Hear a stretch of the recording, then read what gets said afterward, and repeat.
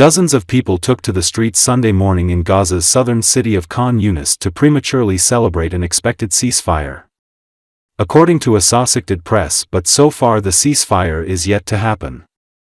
Israeli Prime Minister Benjamin Netanyahu said Sunday that Hamas had not lived up to its commitment to provide the names of the 3 hostages it was set to release later on Sunday in exchange for scores of Palestinian prisoners. Rear Admiral Daniel Hagari, the top Israeli military spokesman, said the army continues to attack and would until Hamas complied with the agreement.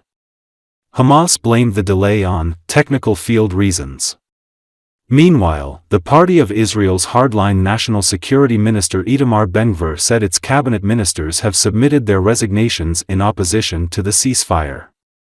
In Khan Younis refugee camp just after 8:30 a.m. when the ceasefire was due to happen, 2 vehicles carrying Qassam fighters joined the celebration. 4 masked fighters were seen carrying rifles. People chanted slogans including, "Allah is great," and "O Saraya, O Qassam, no for surrender," in reference to Hamas Qassam Brigades and Saraya al-Quds, the military arm of the Islamic Jihad militant groups.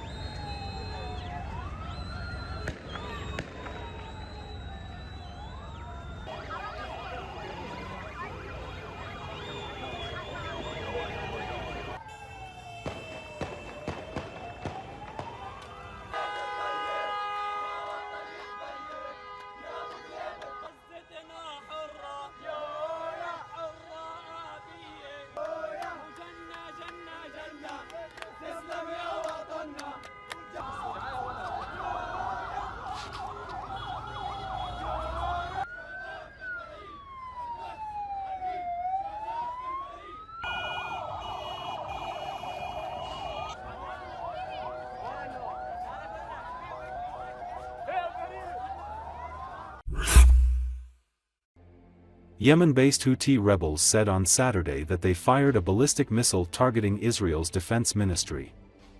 Houthi military spokesman Brigadier General Yehia Sari said during a news briefing that its forces carried out a specific military operation in the occupied area of Jaffa. According to Associated Press, the missile triggered sirens in central Israel early Saturday. Israel's military said the missile was intercepted and that there was minor damage from falling shrapnel. The Iran-backed Houthis have been firing projectiles at Israel and at vessels on the crucial Red Sea shipping corridor in what they say is solidarity with Palestinians in Gaza. Israel has responded with repeated strikes against what it calls Houthi infrastructure at ports in Yemen and in the rebel-controlled capital, Sana'a. Israel's military later Saturday reported another launch from Yemen that set off sirens in southern Israel, with no reported injuries. نفذت القوة الصاروخية في القوات المسلحة اليمنية بعون الله تعالى عملية عسكرية نوعية استهدفت ما يسمى بوزارة الدفاع للعدو الإسرائيلي في منطقة يافا المحتلة، وذلك بصاروخ باليستي النوع ذو الفقار. تجدد القوات المسلحة اليمنية أنها ستقف إلى جانب المقاومة الفلسطينية في غزة وبالتنسيق معها، وذلك للتعامل العسكري المناسب مع أي خروجات أو تصعيد عسكري يرتكبه العدو الإسرائيلي خلال فترة تنفيذ اتفاق وقف إطلاق النار. Nearly 8 years since its historic first march, the Women's March is returning to the nation's capital just before U.S. President-elect Donald Trump's inauguration. According to Assosicted Press, rebranded and reorganized, Saturday's rally has a new name, the People's March, as a means to broaden support. The march is expected to be about 1/10 that size of the first Women's March in 2017 and comes amid a restrained moment of reflection as many progressive voters navigate feelings of exhaustion, disappointment and despair after Vice President Kamala Harris's loss in November. A goal of the organizers is to help progressive voters find their political homes in various participating organizations at the local, state and national level.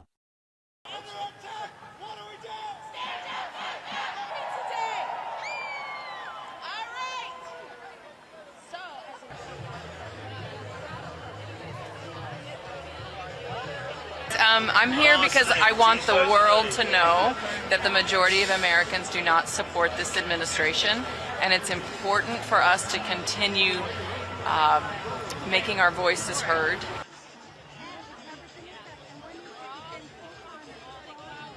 So first and foremost, it's the state of our democracy, and of course, a myriad of other issues, women's rights being one of them, and our bodily autonomy and our future.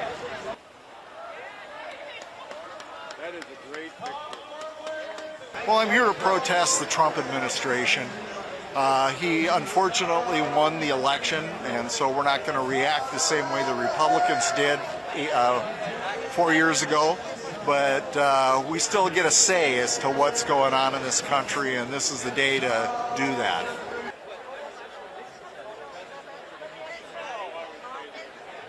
The plutocracy mostly, I think that kind of runs everything else. I mean, climate change, women's rights, reproductive freedom, economics, income inequality, all these things are just, there's 1,000 issues going on that he's not going to help in any way, shape, or form. And most importantly, the economy. Talk is not enough. You have to take action. Please stop the bombs and the killing. I say people, you say power, people. Well, it's hopeful to see a lot of people together. I thought there were 4 locations, aren't there? It's probably not going to be as big as a women's march in 2017, but it's going to be a nice crowd, and I really hope that it inspires other people to resist and react and vote and get involved. I work for popular democracy. I am undocumented and unafraid, and I'm here to... I'm a grandpa, and that's why I'm marching. I'm marching for my 4 granddaughters and my 4 grandchildren and all grandchildren and all children, because we need to make a statement against this incoming administration that's coming in.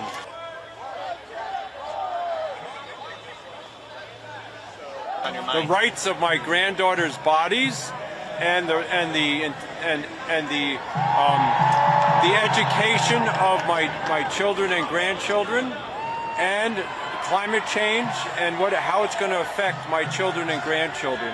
93 weeks are midterm elections. I must admit, I rested on my laurels in 2008. I said, oh, Obama's in, everything's going to be great. And then 3 months ago, I was sure Kamala was going to win. I said, okay, I can relax now. But you know what? We can never relax. We got to stay active. We got to keep fighting. I'm going to keep fighting till the day I die.